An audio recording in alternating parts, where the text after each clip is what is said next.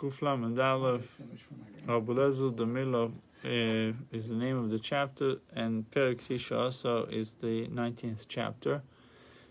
Botim v'chatzeros psuchin l'seichoi v'achal botim ikar chatzeros leka.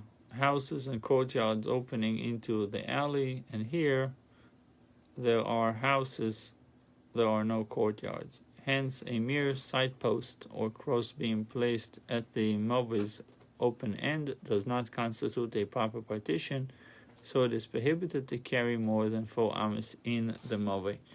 Kilo irvu nami. Good morning. Kilo irvu nami, where the courtyards did not merge with the houses as well. Lichzinu leoni botim keman desasime domo. Let us perceive these houses as if they were sealed vis-a-vis the move. V'chatzeros iko votim leka, and so there are courtyards opening into the move, but there are no houses. Why didn't Rav rule that here one may carry in the move entirety? Is it possible? It is possible for the owners of the houses in each courtyard to renounce the rights in the courtyard in favor of one of the houses in that courtyard. In the final analysis, with such an arrangement, there is indeed one house per courtyard opening into the move, but there is not the required multiple houses. Rav requires that each of the minimum 2 courtyards opening into the move contains at least 2 houses. Is it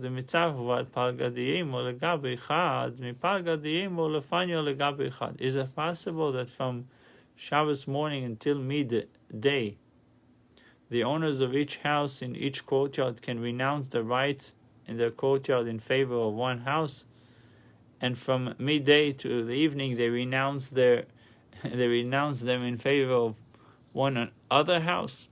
In that way, each courtyard will contain 2 houses, and both of them will open into the move. In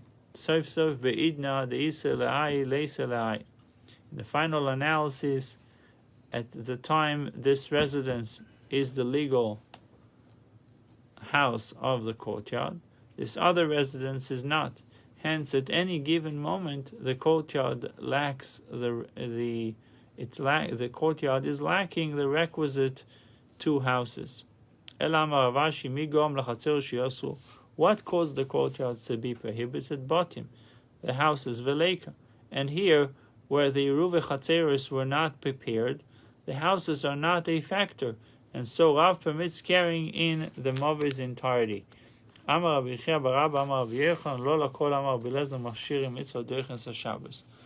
for all commandment did Rabbi Lezer say that the preliminaries of a commandment override the Shabbos labor restrictions. And the 2 loaves of bread offered on Shavuos are an obligation of the holy day itself, and may not be postponed to the next day, to the morrow. Rabbi Lezer derived their law only from a Gezerah Shava derivation. From where the preliminaries of 2 loaves override the Shabbos Nemar. It says Hava, bringing in connection with the Emer, and it says bringing in connection with Shtal Lechem. Ma'ava ba'Emer, just as bringing stated in connection with the Emer, Machshir and Derech Shabbos, the preliminaries, the indirect work that you have to do override the Shabbos Melacha restriction. So too, bringing stated in connection with the 2 loaves, Machshir and Derech Shabbos, the preliminaries override the Shabbos restrictions. Mufnei, the Gezerah Shava must be free. If it is not free, there are the following grounds to refute it. Whereas the Omer is special, for it indeed, if he found barley already cut, he must cut other stalks specifically for the sake of the mitzvah. Can you say the same of the 2 loaves offering? Where he found the grain already cut, he need not cut other stalks. Indeed,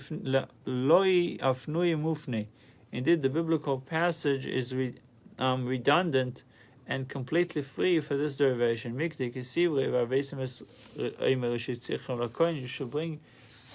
You should bring an oimer from your first harvest to the Kohen. Why does it say miyem aviyachem?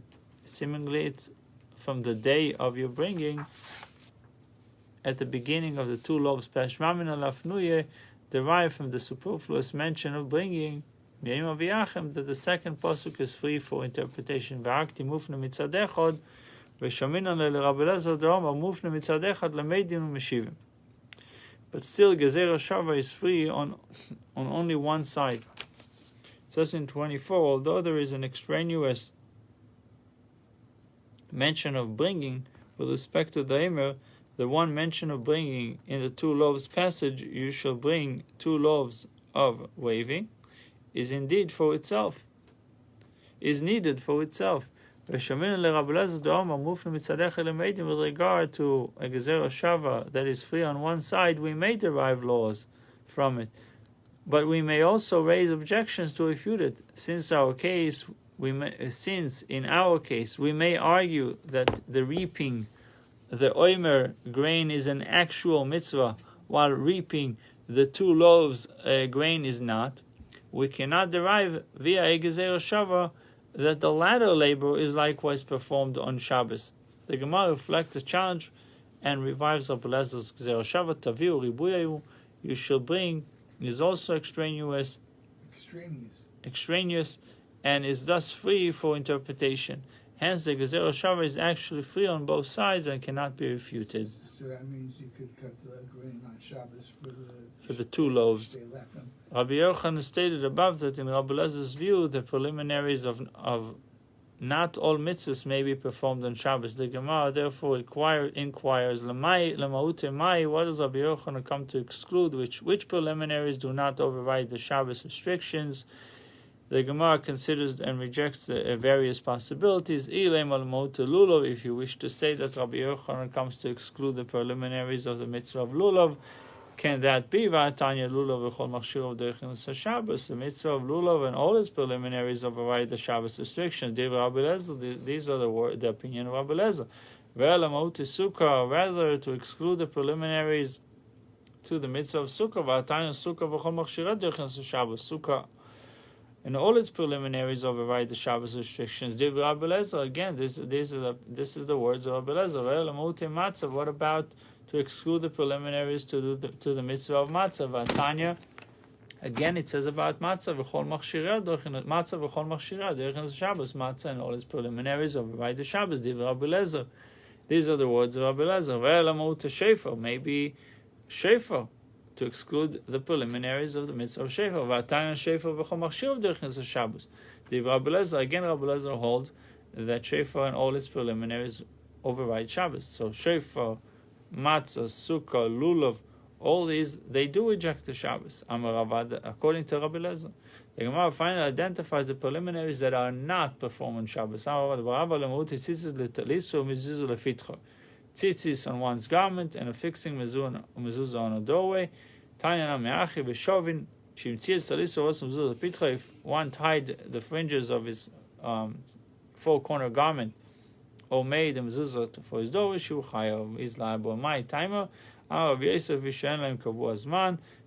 the mitzvah of tzitzis and mezuzah have no fixed time for the performance, since they need not be performed on the Shabbos, there is no compelling reason to allow the preliminaries with which each constitute an av melacha to override the Shabbos restriction. Since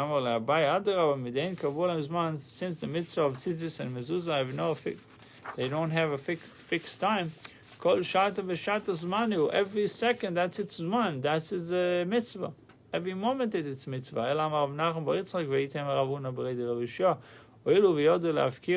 Tying tzitzis and writing a mezuzah scroll are prohibited on the Shabbos, since one can renounce ownership of his garment and then is not obligated to wear tzitzis, in which case the obligation attached to these items would no longer be incumbent upon him. Although the mitzvah of tzitzis is called mitzvah kala, easy mitzvah because you can always do it.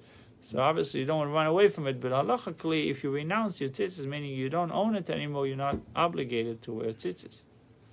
So the Torah did not permit any desecration of Shabbos in the cases of tzitzis and mezuzah. Shabbos. The mitzvah of lulav and all its preliminaries override the Shabbos, meaning the things that are associated with the lulav. Rabbi Lezer. How does Rabbi Lezer know this? If he learns that from Omer and the two loaves offering, he said, no, you can't compare, because the Omer and the two loaves is the necessity for the Most High, for the altar. Rather, the pasuk says, on the first day of the 7-day Sukkot festival. Bayom, now from the word bayom, the fact that the pasuk state on the first day, and not simply on the first, afilu b'Shabbos, even on the Shabbos. So ma'achita, for what novel ruling is this interpretation meant? If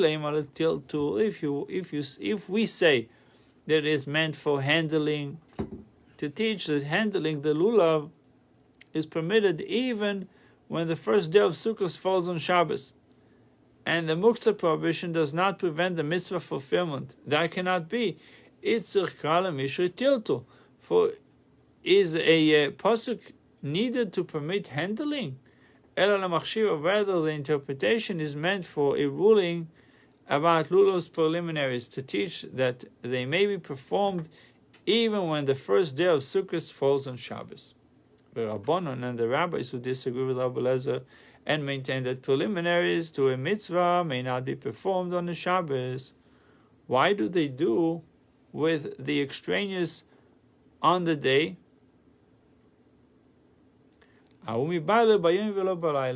pasuk is needed to teach that the mitzvah of lulav applies during the day and not at night. How does Rabbi Lezer know that the mitzvah of lulav applies during the day and not at night? Because the pasuk says you shall rejoice before Hashem your God for 7 days, yomim velo leilos, days and not night. The Rabbanon and the rabbis, why do they not derive day and not night from there? Itzarich on the day is needed because for something else. They needed the day for what do they need? We should learn a Gezerah Shava for 7 days. Just as they will learn that one must dwell in a sukkah during the festival days and even nights. So here we could derive that one must take a lulav also for the nighttime. Kamashmulan comes to teach us that it's not the same as the mitzvah of sukkah. The mitzvah of lulav is only the daytime. Mitzvah of sukkah is day and nighttime. But let the merciful one write a sanction for preliminaries to override the Shabbos restriction in the passage of lulav. And let the other two cases, the omer and the two loaves offerings, come to be derived from it. Why are 3 separate teaching necessary? Because there are grounds to refute the Mamatzinu teaching as follows. As the mitzvah of lulav is unique, for it requires 4 species. The same cannot be said on the mitzvah of the omer and 2 loaves, because omer and 2 loaves lack this attribute of lulav. The law of preliminaries cannot be inferred from them, saying 2 different things. Sukkah v'chol Shabbos. Now the Brisa stated the mitzvah of Sukkah and all its preliminaries override the Shabbos.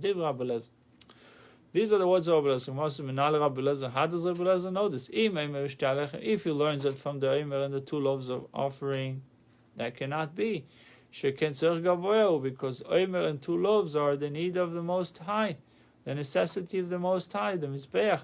If he learns it from the lulav, this also cannot be. Lulav needs 4 species. Rather, Rabbi Lezer learned Gezerah Shava for 7 days, from the passage of lulav. Just as there, lulav's preliminaries override the Shabbos, so here derives that Sukkah preliminaries also override the Shabbos restrictions. But let the merciful write the law of preliminaries in the passage of Sukkah, and let the other two cases, Omer and 2 loaves offerings, come and be derived from it. Why are the Omer and 2 loaves teaching necessary? You would say Sukkah is the mitzvah of Sukkah is for days and night. So the same cannot be said of the mitzvah of the Omer and 2 loaves, because Omer and 2 loaves lack the attribute of Sukkah. The law of preliminaries cannot be inferred from the matzah v'chol machshir derech Shabbos. Matzah and all its preliminaries override the Shabbos restriction. These are the words of Rabbi Lezer. Rabbi Lezer. How does Rabbi Lezer know? If he learns it from Omer and 2 loaves of bread, it cannot be. Why? Because the Omer and the 2 loaves are the need of the necessity for the Most High, for the Mizbeach. Lulav, that also cannot be. Why? Shekenton arbo, meaning lulav is unique, it needs 4 species. Sukkah is also unique. Noeges balailus kevayom, operates by night as by days. Ela gomar chamish also michag asuk. Rather, Rabbi Lezer learned the Gezer Shava of 15 from the festival of Sukkot as follows: Malal machshir derech Shabbos, just as there we learned through a Gezer Shava from Lulav that Sukkah's preliminaries override the Shabbos restrictions. Afkan machshir derech Shabbos. So here, derived the matzah preliminaries override the Shabbos restriction. We'll let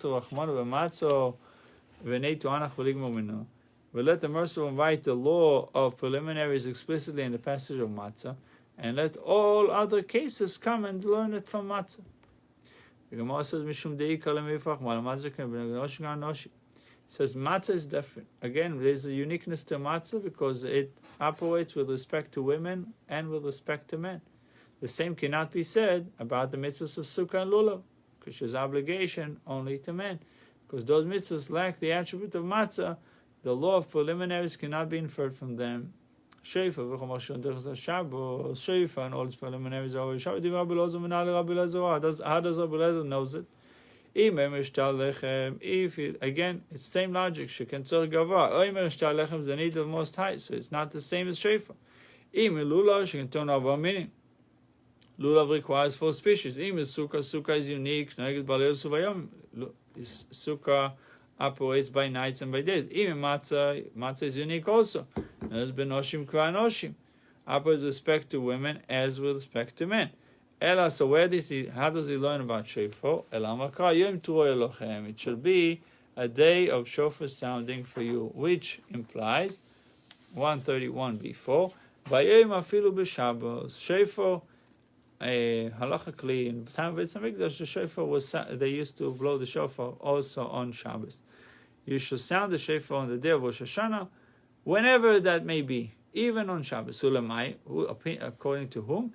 Ilemaski, if you say that for the actual blowing to permit it when Rosh Hashanah falls on Shabbos, in which case the leniency applies to the mitzvah itself and not to its preliminary. The mitzvah itself should be done on Shabbos, not the preliminaries, maybe not carrying it on Shabbos.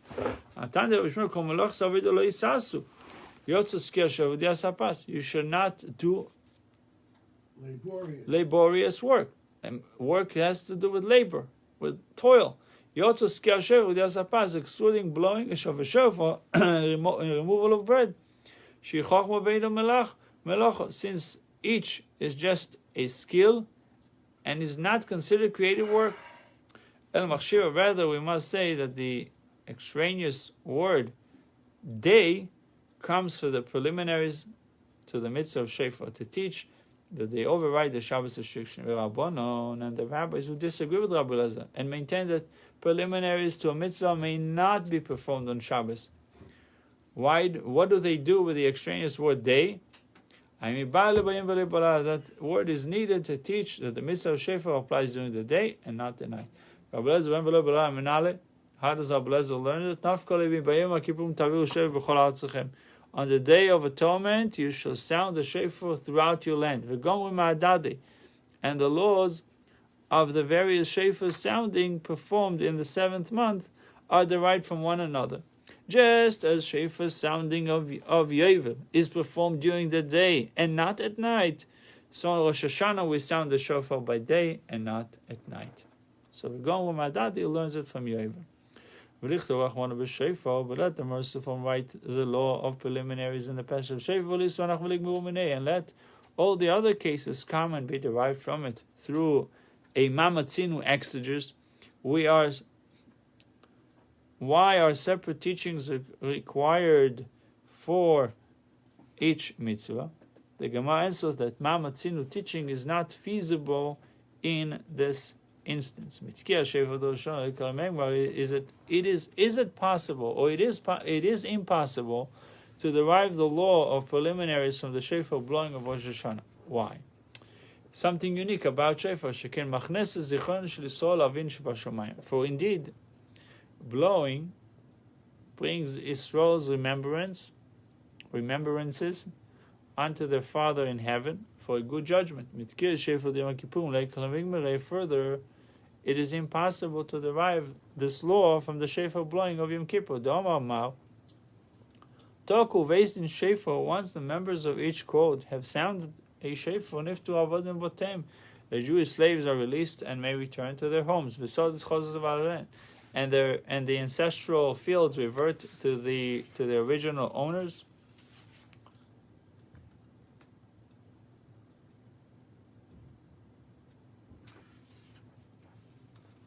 It's in the Jubilee year. The Gemara now inquires about Rabbi Elazar's Amar Ma'al, the Rabbi Elazar's source for the law of preliminaries in the case of Milah itself. Amar Ma'al, Milah, we started this whole discussion about the Milah, about circumcision.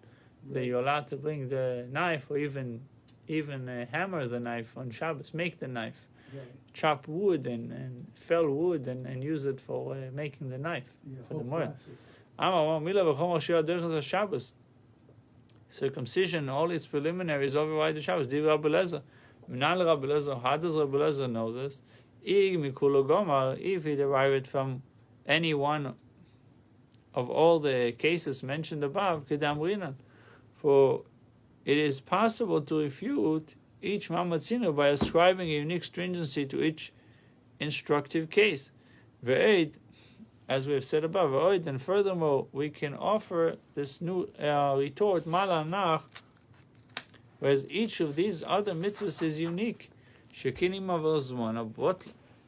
indeed, if it's prescribed, time lapsed, time has gone, the obligation is voided. There's no more obligation. The same cannot be said of the mitzvah of circumcision, because milah lacks the stringency. The law of preliminaries cannot be inferred to it. So we'll continue, God willing, tomorrow.